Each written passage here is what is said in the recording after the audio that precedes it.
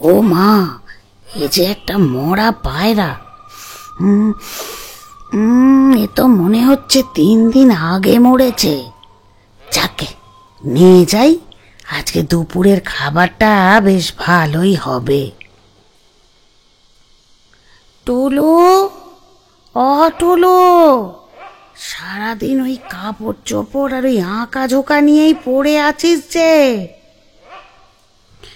দুদণ্ড একটু ওঠ বাবা, স্নানটা করে আয় দেখি।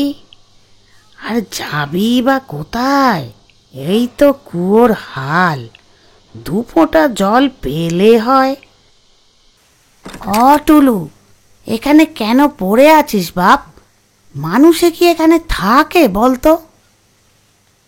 সকাল সকাল আবার এইসব কথা শুরু করলে তো পিসি। করবো না?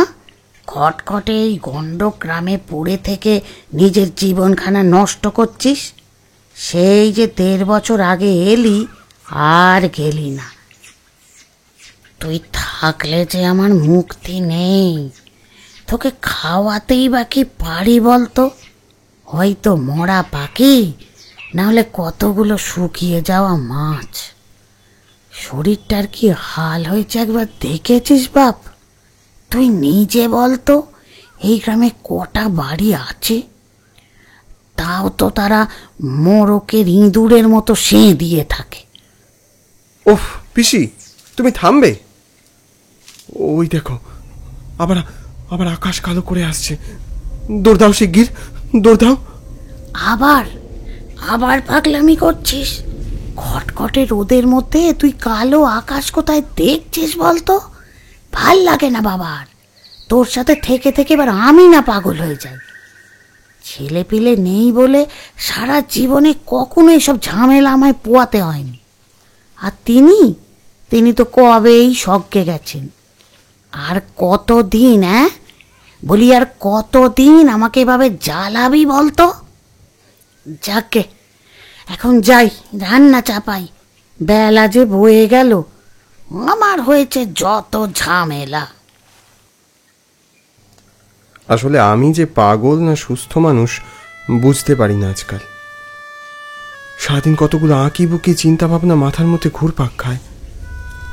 2 বছর আগে আমার সামনে ঘটা 2টো মৃত্যুর আতঙ্ক আজ আমায় তাড়া করে বেড়াচ্ছে। প্রতিদিন এই পচা খাবার খেতে দিতে আমার কি ভালো লাগে বলতো? এ কি মানুষের খাবার রে? মানুষের খাবার নয় তো তুমি কি করে খাও রুনু পিসি? এই পাগল ছেলেকে নিয়ে আমি কি যে করি। কে কে কে এসেছে? মালিনী এলি নাকি? না পিসি, না, ও দরজা খুলো না, এভাবে খুলো না। উফ, তুই থামবি? সব সময় শুধু ভয় আর ভয়। আরে এইভাবে কি বাঁচা যায় রে? দেখলাম ধপধপে ফর্সা, বেশ বলিষ্ঠ চেহারার একটা লোক। বলছি, আজকের রাতটার জন্য একটু আশ্রয় হবে, আর যদি কিছু খাবার। খাবার? ঠিক আছে ঠিক আছে, খাবার লাগবে না, আমার কাছে অল্প কিছু খাবার আছে, আজ রাতটা চলে যাবে। আপনার কাছে খাবার আছে? কি খাবার আছে? না মানে ওই চিকেন লেগ পিস। চিকেন? মুরগি, ওই মুরগির ঠ্যাং। মুরগির ঠ্যাং আমাদের দেবেন? অনেকদিন এসব খাই না তো, খাবারই নেই। হ্যাঁ হ্যাঁ, সে না হয় নেবেন, কিন্তু রাতটুকু যদি একটু আশ্রয় পাওয়া যায় তাহলে খুব উপকার হয়। আসলে হয়েছে কি, কর্ণাটক যাচ্ছিলাম, পথে গাড়িটা বিকল হওয়ায় বড্ড বিপদে পড়ে গেছি।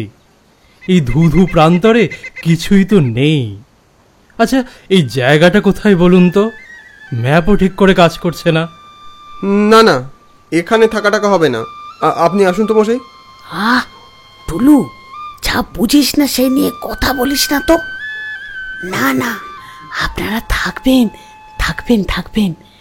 শোন টুলু, তুই বরং আজ বাইরেটায় শুয়ে পড়বি, বুঝলি? আপনি যে আমাকে কি বাঁচালেন জানেন না। পিসি আমার কথা শুনল না, স্বাভাবিকই বটে। যে মহিলাটি আজ প্রায় বছরের পর বছর সাধারণ খাবার তো দুরস্ত, পচা খাবারের ঘ্রাণ সুখে দিনের পর দিন পেট চালাচ্ছে, তার কাছে ওই মাংসের টুকরোগুলো অমৃতের সমান। তার পক্ষে এই লোভ সামলানো দুঃসাধ্য। রুমি, মা রুমি, নেমে আয়। আজ রাতটার জন্য একটা আশ্রয়ের বন্দোবস্ত করতে পেরেছি। বাপি, এটা কোন জায়গা? এত গরম, ধুধু প্রান্তর, একটা মানুষজনও নেই। কি নাম জায়গাটার? তা তো জানি না রে মা, তবে এলাকায় যে লোকজন একদমই নেই তা বেশ টের পেয়েছি। একটা আশ্রয় খুঁজতে নাজেহাল হয়ে গেলাম। চল মা চল, অন্ধকার নামতে শুরু করেছে, কিছুটা পথ হাঁটতে হবে। গগন, তুমি গাড়িটা সারিয়ে ফোন করবে আমাদের। আচ্ছা দাদাবাবু, আপনি চিন্তা করবেন না।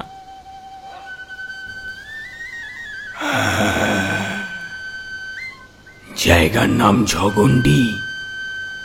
কতদিন ধরে এখানে আসতে চেয়েছিলাম, অনেকগুলো শোধ তুলতে হবে। রক্ত চাই, রক্ত। মাসিমা, মাসিমা, দরজাটা খুলুন। বাপি, এবারে ঘোরার প্ল্যানটা এভাবে না করলেই হতো। জায়গাটা কেমন অস্বস্তিকর, বীভৎস। দরজাটা খুলতেই একটা চেনা মুখকে দেখতে পেলাম, বহু বহু বছর পর। তনুময়দা, তুমি তুমি এখানে? আমিও খানিকটা চমকে গেলাম। কলেজে সেই এক আত্মা এক প্রাণ জুনিয়র রুমি হঠাৎই পাণ্ডব বর্জিত গ্রামে এসে কি করছে? হ্যাঁ রে, তোরা দুজন দুজনকে চিনিস নাকি? হ্যাঁ, মানে ওই কলেজের বন্ধু, আমার সিনিয়র। ও, আপনারা এসেছেন? আসেন আসেন, ভেতরে আসেন। আমি একটু বাইরে থেকে আসছি। এই নিন, এটা রাখুন, এতে কিছু মাংস আছে। হ্যাঁ, দিন দিন। আহ, কি সুন্দর গন্ধ! কতকাল হয়ে গেল খাই নাই সব। আপনারা বসুন না, বসুন। আজ রাতটা এই ঘরেই থাকবেন। হ্যাঁ বাপি, আমি একটু বাইরে যাচ্ছি। হ্যাঁ মা, যা। খরায় ফেটে যাওয়া জমির ওপর দাঁড়িয়ে একটা কথা বড্ড মনে হচ্ছে। এতদিন পর কেন কেন শ্রেয়সীর সাথে আমার দেখা হলো? কেন আবার আমরা মুখোমুখি হলাম? সেসব কত স্মৃতি, ওকে দেখে সেসব স্মৃতিগুলো মনের মধ্যে যেন ভিড় করে এলো। তনুময়দা, তুমি এখানে কি করছো? আজ 1.5 বছর হলো তুমি বিলাপপুর থেকে বেপাত্তা। তুমি জানো কত খুঁজেছি আমি তোমাকে। আর তুমি এমন একটা জায়গায় কেন পড়ে আছো, নিজের ভবিষ্যতের কথা না ভেবে? এখানে কোনো মানুষ থাকতে পারে? ফিরে চলো তনুময়দা, ফিরে চলো। আহ, ওরা ওরা আমি সারাদিন তাড়া করে বেড়ায়। কারা? কে তাড়া করে তোমায়? কেউ না, কেউ না, কেউ না। তুই কেন এসছিস এখানে? তুইও বিপদে পড়বি, ঘোর বিপদে। চলে যা, চলে যা এখান থেকে। আমি ফিরবো না, ফিরবো না, তুই চলে যা। কি সব বলছো? আমি কিচ্ছু বুঝতে পারছি না। তোর মনে আছে সেবার কলেজের প্রিন্সিপালের ছেলে রনি আর তার বন্ধু ডেভিডের রহস্য মৃত্যুর কথা, যাদের বডিগুলো আজ অবধি খুঁজে পাওয়া যায়নি? হ্যাঁ, কিন্তু সে কথা এখন বলছো কেন? ওই ওদের দুজনকে আমি বিলাপপুরে মৃত্যুর মুখে ঠেলে এসেছি। কি কি যাতা বলছো? ঠিকই বলছি তুমি, ঠিকই বলছি। আর তারপর থেকে ওদের ওই প্রেতাত্মা আমায় তাড়া করে বেড়াচ্ছে। এসব কি বলছো তুমি? কি হয়েছিল তবে শোন। আচ্ছা, তোর মনে আছে একদিন তুই নিজে আমাকে বলেছিলি যে আমার সরলতার জন্যই নাকি তোর আমায় ভালো লাগে? কিন্তু আমার ভীরু স্বভাব আর এই সরলতাই যেন কখন দুর্বলতায় পরিণত হলো বুঝতে পারিনি আমি, জানিস। রনি আর ডেভিড বরাবরই আমাকে বিরক্ত করতো, র্যাগিং করতো। প্রথম দিকে আমি গুরুত্ব দিতাম না, কিন্তু যত দিন গেল ওদের র্যাগিংয়ের মাত্রার পরিমাণ যেন বেড়ে চলল। কলেজে প্রতি বছর টপ করা তোমার মতো একটা ছেলের সাথে ওরা এইসব করতো? তুমি আমাকে কখনো বলনি কেন আগে? এমনই একদিন চড়াও হলো ওরা। আমাকে ধরে নিয়ে গেল কলেজের পিছনের হাইওয়েটায়, চোখ বেঁধে দিয়ে বলল, নে এখান থেকে এবার 300 পা হাঁট, নইলে জানিস তো কি হবে। চল চল চল। ওরা তোর ক্ষতি করার হুমকি দিল। ওরা পারে না এমন কোনো কাজ নেই রে রুমি। আর কোনো উপায় না দেখে আমি রাজি হলাম। তবু এক মুহূর্তের জন্য মনে হয়েছিল মৃত্যু আমাকে হাত ছানি দিচ্ছে। তার মাঝে শুনতে পাচ্ছি ওদের সেই তাচ্ছিল্যকর পৈশাচিক হাসি। সেই সংকটময় মুহূর্তে উপস্থিত হতে আর বেশি সময় নিল না। দূর থেকে একটা লরি ব্রেক ফেল করে বেসামাল অবস্থায় প্রচন্ড জোরে হর্ন বাজিয়ে এদিকে আসছিল। ভাগ্যের পরিহাসে আমার কাঁধ ঘেঁষে বেরিয়ে গেল লরিটা, আর সাথে সাথে শুনলাম চিৎকারের শব্দ। চোখের বাঁধন খুলে পিছনে তাকাতেই চমকে উঠলাম। গাড়িটা রনি আর ডেভিডকে পিষে দিয়ে বেরিয়ে গেল। এক ছুটে ওদের সামনে এসে দাঁড়ালাম। তখন রক্তাক্ত অবস্থায় যন্ত্রণায় কাতরাচ্ছে ওরা। রাগে আগুন হয়ে আছে আমার শরীর। নিজের ভিতর একটা ক্ষোভ জেগে উঠল। সামনে গিয়ে গেলাম। তোদের বেঁচে থেকে লাভ নেই, মর তোরা। ভেবেছিলাম ওরা মারা যাওয়ার পর আমি বেঁচে গেছি। এতদিনের যন্ত্রণা থেকে মুক্তি পাবো বলে ওদের বডিটাকে হাইওয়ের পাশে একটা ফাঁকা জমিতে পুঁতে দিয়েছিলাম। তারপর থেকে ওদের প্রেতাত্মা আমায় তাড়া করে বেড়ায়। অবশেষে এই ঝগন্ডিতে এসে 1.5 বছর থিতু হয়েছি এই পিসির বাড়ি। আমি তোমার একটা কথাও বিশ্বাস করলাম না তনু ময়দা। আমি এখনো মনে করি তুমি প্রলাপ বকছো। আমিও দেখবো তুমি কি করো। কখন যে গগন গাড়িটা ঠিক করবে কে জানে। এখানে মানুষ থাকে, যা গরম, ফাট পারা যাচ্ছে না, অসহ্য। হ্যাঁ রে রুমি, তুই হঠাৎ চুপ করে গেলি কেন? না বাপি, এমনি। তারায় ভরা ফাগুনের রাত, মাঝে মধ্যে মৃদুবন্ধ বাতাস খেলা করে যাচ্ছে। দিগন্ত রেখায় শুধু মিশমিশে অন্ধকার আর ঝিঝির ডাক। ঘুমে চোখ জুড়িয়ে এলো। দাদা, একটু জল পাওয়া যাবে? গভীর রাত, চোখ খুলতে দেখলাম ড্রাইভারের বেশি একটি লোক। আচ্ছা দাঁড়ান, দেখছি। ভিতরে কলসিতে হয়তো একটু থাকতে পারে। গাড়ি ঠিক হয়ে গেছে? একটু জল দেবেন দাদা, একটু জল, একটু জল।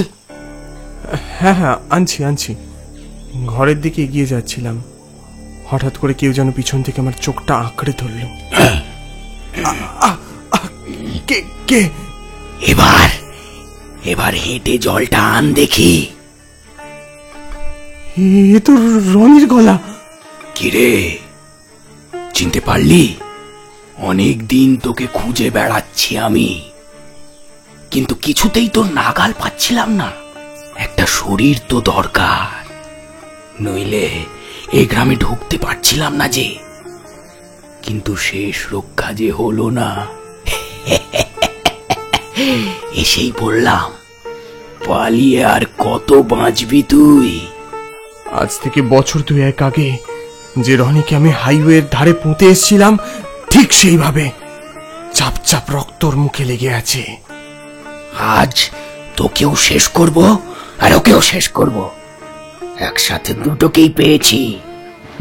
শেষে কিনা আজ রুমিকেও আমার জন্য বিপদে পড়তে হচ্ছে। রনি আমার দিকে এগিয়ে এলো। রনির সেই বিভৎস চেহারা। আগে তোর ওই চোখ দুটো আমি উপড়ে নি, নইলে যে আমার শান্তি হবে না। এতদিন ধরে মৃত পিসির ছত্র ছায়ায় বেশ ভালোই কাটালি। ওর কথার কিছু বুঝলাম না আমি। ওর ওই ধারালো নখ আমার দিকে এগিয়ে এলো। ছেড়ে দাও, ছেড়ে দাও, আমায় ছেড়ে দাও। আমার চিৎকারে রুমিও বাইরে বেরিয়ে এলো। আকস্মিক ভয়াবহতায় আঁতকে উঠল। কি হচ্ছে এসব? কি হচ্ছে? রুমি, রুমি তুই ঘরে যা, ঘরে যা রুমি। রনি ওর আরেক হাত বাড়িয়ে দিল রুমির দিকে। ঠিক তখনই পাশের মরা গাছের ডালে একটা বজ্রপাতের শব্দ। একটা শুকিয়ে যাওয়া শরীর গাছের সব থেকে উপরের ডালে বসে আছে। শুনো পিসি, তারপর দেখলাম পিসির একটা লম্বা হাত রনির হাতটা চেপে ধরল। কিরে, তুই এই গ্রামে ঢুকলি কি করে? বাঁচতে চাইলে এখান থেকে চলে যা।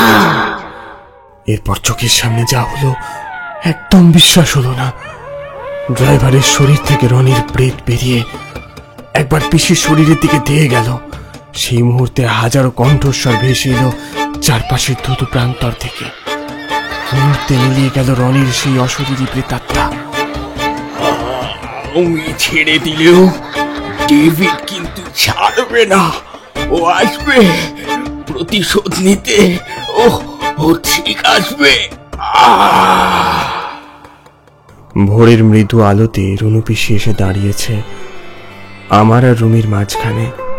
ভাবতে অবাক লাগে যে কতটা ভালোবাসা থাকলে মৃত্যুর পরেও এভাবে কাউকে আগলে রাখা যায়। তবু পিসি প্রমাণ করে দিল যে জন্ম না দিয়ে মা হওয়া যায়। একদম ভয় পাবি না, আমি সব সময় তোর সাথে আছি। মা রুমি, তুমি খুব ভালো মেয়ে মা, খুব ভালো মেয়ে।